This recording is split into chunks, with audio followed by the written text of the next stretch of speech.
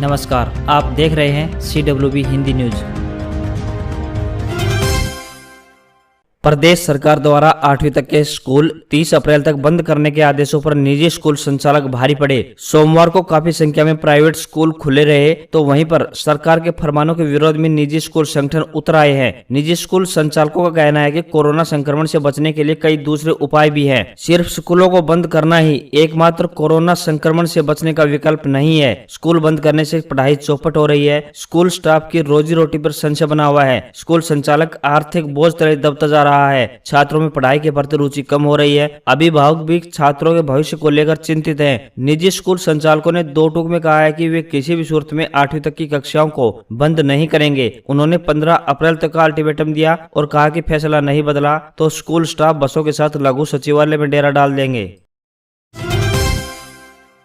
वृद्ध लोगों को अब पेंशन के लिए भटकना नहीं पड़ेगा। वृद्धों को समय पर पेंशन मिले, इसके लिए प्रत्येक गांव में बनाए गए कॉमन सर्विस सेंटरों यानी CSC पर ही पेंशन वितरण केंद्र स्थापित किया जा रहा है। इससे जहां वृद्धों को लाइनों में लगने की समस्या से निजात मिलेगी, वहीं वे जब जी चाहें CSC सेंटर पर जाकर पेंशन ले सकेंगे। अब तक बुजुर्गों की पेंशन या तो बैंक में आती रही है या फिर डाकघरों में। कई बार पेंशन के लिए बुजुर्गों को बैंक की लाइन में खड़ा होना पड़ता था। अब इस तरह की समस्या से निजात मिल जाएगी। गौरतलब है कि जिले में 600 से ज्यादा कॉमन सर्विस सेंटर चल रहे हैं और इन सभी सेंटरों पर पेंशन वितरण केंद्र खोला जा रहा है। CSC पर ही बुजुर्गों की पेंशन निकासी हो जाएगी।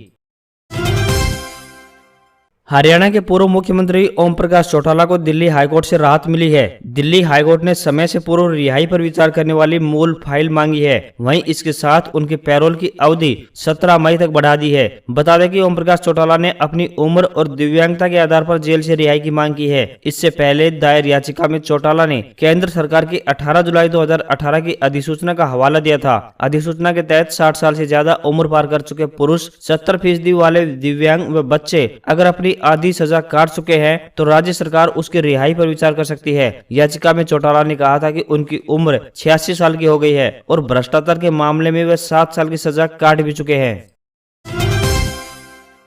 अनाज खरीद के लिए सरकार ने किसान की फसल का पंजीकरण होना अनिवार्य किया हुआ है। अब वही किसान अपना अनाज मंडी में बेच सकता है जिसका पंजीकरण मेरी फसल मेरा ब्यौरा पोर्टल पर हुआ हो। बिना पंजीकरण किसी भी फसल को नहीं बेच पाएगा। बिना पंजीकृत किसानों को फसल बेचने से वंचित भी रहना पड़ सकता है। इसलिए सरकार ने उनकी सुविधा को देखते हुए मेरी फसल मेरा ब्यौरा पोर्टल को ओपन किया हुआ है ताकि वंचित रहे किसान अपनी फसलों का पंजीकरण करवा सके। जब तक पोर्टल खुला है तब तक किसानों के पास पंजीकरण का विकल्प है। पोर्टल कब बंद होगा इसे लेकर अभी कोई तारीख निर्धारित नहीं की हुई है। राजस्थान माध्यमिक शिक्षा बोर्ड यानी RBSE के अध्यक्ष डॉक्टर DP जारोली ने मंगलवार को कहा कि 10वीं व 12वीं की परीक्षाएं और राजस्थान अध्यापक पात्रता परीक्षा यानी रीट तय समय पर होगी। परीक्षार्थी अफवाहों पर बिल्कुल ध्यान न दें। जिन जिलों में कोरोना के केस ज्यादा हैं वहां सिर्फ 12वीं क्लास के प्रैक्टिकल को स्थगित किया गया है, बाकी सभी परीक्षाएं तय समय पर होंगी। डॉक्टर जारोली ने छात्रों और अभिभावकों से आग्रह किया कि परीक्षाओं के संबंध में बोर्ड वेबसाइट और रीट वेबसाइट पर अपलोड की गई सूचना को सही और अधिकृत माने, अफवाहों पर ध्यान न दें। दरअसल सोमवार को बोर्ड ने कोरोना से प्रभावित जिलों में 12वीं के प्रैक्टिकल स्थगित कर दिए थे। इसके बाद अफवाह उड़ी थी कि मेन एग्जाम और रीट को भी स्थगित किया जा सकता है। हरिद्वार में सोमवार को सोमवती अमावस्या पर दूसरा शाही स्नान हुआ। इसमें सबसे पहले निरंजनी अखाड़े के साधुओं ने हर के पैड़ी घाट पर गंगा में डुबकी लगाई। फिर सभी अखाड़ों के साधुओं को 30-30 मिनट स्नान करने का समय दिया गया। उत्तराखंड सरकार के मुताबिक शाम 6 बजे तक देश भर से जुटे 35 लाख से ज्यादा श्रद्धालुओं ने स्नान किया। इसी के साथ हरिद्वार दुनिया का पहला ऐसा शहर बन गया जहाँ इस साल कोरोना काल में भी एक दिन में इतनी भीड़ जुटी। दूसरी ओर सोमवार को कुंभ में एक दिन में सबसे ज्यादा 401 लोग पॉजिटिव भी निकले। इसने मेला प्रशासन की चिंता बढ़ा दी है। हरिद्वार कुंभ आधिकारिक रूप से 1 अप्रैल से शुरू हुआ। इसके लिए देश दुनिया के लोग 31 मार्च से ही लोग जुटने लगे थे। हिंदुजा समूह की कंपनी अशोक लेलैंड ने एक बुलेट प्रूफ गाड़ी बनाई है। इसका इस्तेमाल अर्धसैनिक बल नक्सल प्रभावित इलाके यानी छत्तीसगढ़ व झारखंड और आतंक ग्रस्त जम्मू कश्मीर में कर सकते हैं। इसने अर्धसैनिक बलों को सुरक्षा मिलेगी और वे दुश्मनों का सामना बिना जोखिम के कर सकेंगे। साथ ही जवान सुरक्षित तरीके से ऑपरेशन स्थल तक पहुंच सकेंगे। इसी बीच भारतीय वायुसेना ने अपने एयरबेस की सुरक्षा बढ़ाने के लिए 6 टन के लाइट बुलेट प्रूफ वाहनों को खरीदा है। इन वाहनों की खासियत है कि ये किसी भी प्रकार की गोली और ग्रेनेड हमलों का सामना कर सकते हैं। इसके अलावा ये 6 ग्रुड कमांडो यानी क्विक रिएक्शन टीम के सदस्यों को ले भी जा सकते हैं।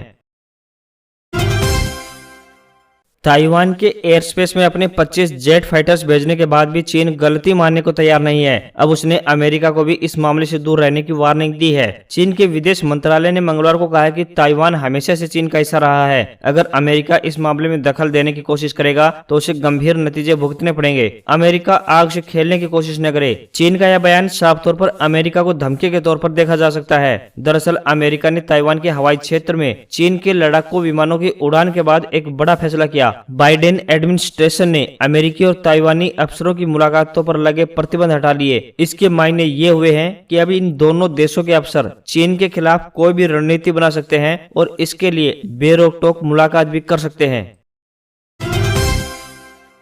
कोरोना के कारण कई शहरों में फिर से लॉकडाउन लगाया गया है। इस कारण सराफा बाजार में सोने की मांग में कमी आई है। इसी का नतीजा है कि बीते 2 दिनों में सोना 202 रुपए सस्ता होकर 46,352 रुपए प्रति 10 ग्राम पर आ गया। अगस्त 2020 में सोना अपने ऑल टाइम हाई यानी 56,200 रुपए प्रति 10 ग्राम पर पहुंच गया था, लेकिन अगस्त से लेकर अब तक सोना 10,000 रुपए सस्ता हो चुका है। ऐसे में आपके लिए सोना खरीदने का ये सही समय हो सकता है। एक्सपर्ट के अनुसार आने वाले दिनों में सोना महंगा हो सकता है।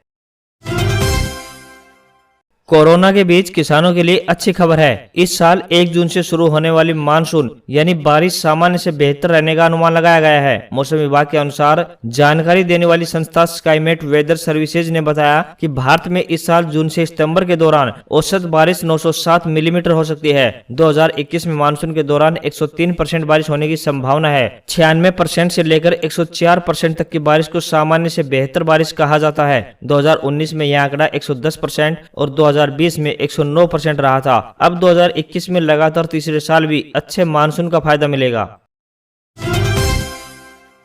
राजस्थान कोऑपरेटिव रिक्रूटमेंट बोर्ड यानी आरसीआरबी ने clerk, junior assistant, salesman, godown keeper, typist, cashier और स्टोर कीपर के 385 पदों पर भर्ती के लिए नोटिफिकेशन जारी किया है। इन पदों के लिए आवेदन प्रक्रिया शुरू हो चुकी है, जो 20 अप्रैल तक जारी रहेगी। इच्छुक कैंडिडेट्स बोर्ड की ऑफिशियल वेबसाइट rajcrb.rajasthan.gov.in के जरिए ऑनलाइन आवेदन कर सकते हैं। इन पदों के लिए आवेदन करने वाले कैंडिडेट्स के पास किसी भी मान्यता प्राप्त यूनिवर्सिटी से ग्रेजुएशन की डिग्री होनी चाहिए। आवेदकों की न्यूनतम उम्र 21 साल और अधिकतम उम्र 33 साल तय की गई है। रिजर्व कैटेगरी के कैंडिडेट्स को उम्र सीमा में नियमानुसार छूट दी जाएगी।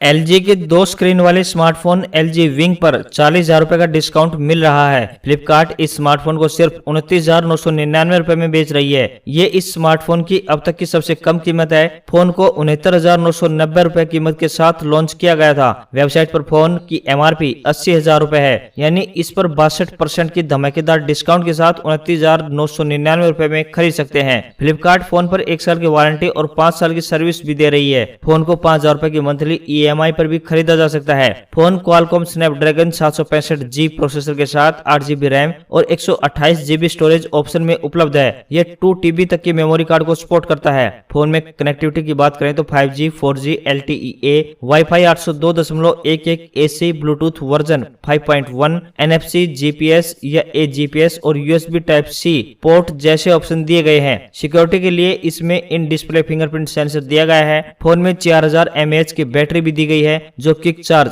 4.0 प्लस 25 वाट फास्ट चार्जिंग को सपोर्ट करती है। इसके साथ ये 10 वाट वायरलेस चार्जिंग को भी सपोर्ट करती है। फोन का वजन 260 ग्राम है।